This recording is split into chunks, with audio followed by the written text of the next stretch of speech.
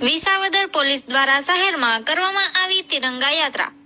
Visavadar police દ્વારા વિસાવદર બસ સ્ટેન્ડથી તિરંગા યાત્રાનું આયોજન કરવામાં આવેલ હતું.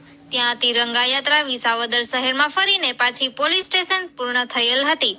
તિરંગા યાત્રા રેલીમાં પીઆઈ આરબી ગઢવી તેમજ વિસાવદર પોલીસ તેમજ હોમગાર્ડ જીઆરડી જવાનો તેમજ વિસાવદર એસપીના સ્ટુડન્ટ્સ તેમજ સ્કૂલના વિદ્યાર્થીઓ સહિતના જોડાયેલ હતા. તિરંગા યાત્રા અડધો કિલોમીટર જેટલી લાંબી નીકળેલ હતી. ત્યારે વિસાવદર શહેરમાં દેશભક્તિનો માહોલ ઊભો થયેલ હતો. તિરંગા યાત્રામાં વિસાવદર શહેરના નાગરિકો પણ જોડાયા હતા.